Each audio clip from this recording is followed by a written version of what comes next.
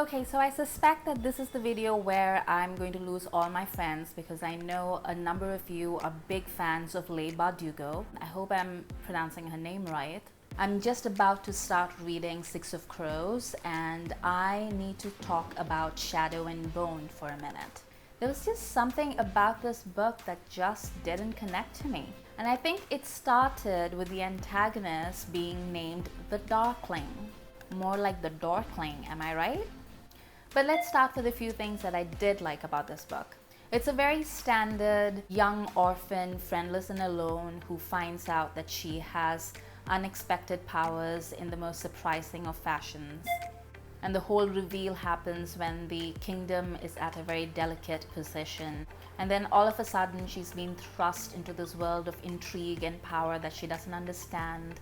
It's a very enjoyable trope and I do like books like that, which is why I had fairly high hopes for this book, I think. Bardugo does a really good job of building up who the Grisha are and why everybody's intimidated by them and how it's a big deal to be selected by them, but it's also really unnerving. And she also sets up this world in a very interesting manner. And Alina is a girl after my own heart. She's sort of sullen and obstinate and kind of thick-headed, to be honest. But the girl has hidden reserves, you know. She manages to outsmart people who apparently are never outsmarted. We get a sense of how the Darkling is... I'm sorry, but the Darkling. It makes me think of ducklings. You know those little satanic ducklings? The ones that look like a devil? The little rubber duckies? Do you know what I'm talking about? The novel had all these descriptions of what the Darkling looked like, and all I could imagine was the little rubber duckies. Satanic rubber duckies. Anyway, the novel really does a good job of building up the Darkling and explaining the history and how he's the inheritor of this dark power. And I also really like the relationship between Alina and Mal, who is her childhood friend, who keeps friend-zoning her. And you get this really great sense of how alone Alina is and how much she's put into her relationship with Mal and how much it hurts her that he doesn't see her as a romantic interest, even though he's the only person that she's ever loved. And you also get a good sense of who Mal is, you know, he's not a bad guy. He just has this best friend who's just this sullen teenage girl. And he doesn't entirely understand who she is or what she's capable of. But he's a good guy and he has a sense of how much she depends on him and how much it tears her up to be separated from him. And so he does check up on her. It's a complicated relationship in its beginning and I really liked it.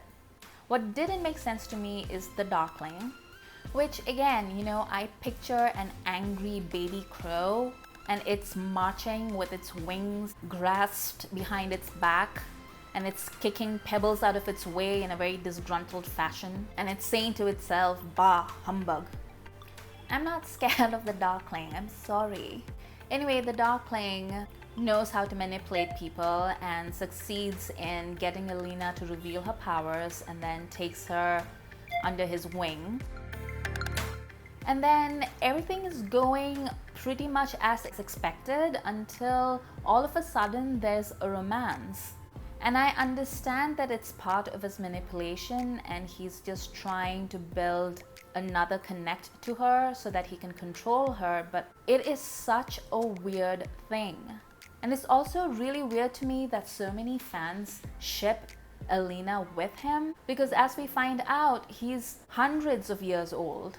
And there's that trick again, you know, that a lot of authors use where you have this really old, really powerful wizard or sorcerer or whatever, but they always have the body of a 30-something or a 20-something because if you had somebody whose aging process was arrested at say age 60 or 65, I bet nobody would be shipping them with Alina. It's one thing to ship Alina with Keanu Reeves and quite another to ship her with Moses. I see your cheap trick and I'm not fooled by it. Your baby crow sucks. And things aren't very much improved when you find out the backstory of the Darkling because he's basically this freak And I know I'm supposed to feel a certain amount of sympathy for the things that he and his mom go through and how the Grisha were being treated, etc. But he just sounds insufferable as a child. And then he had like one job, but he doesn't even get that right. And he ends up pretty much destroying his country and needs Alina to come and basically work as an eraser for his bad work. That's not a villain, that's an entitled man baby. And those dudes don't scare me, they just get me really mad. But going back to Alina, you know, I like the fact that she has so much moxie and her moment of discovery, you know, where they are in peril. And I was honestly, like, that was the one moment in the book when I actually felt afraid for a character. All the other parts, you know, where she's running away from the Darkling.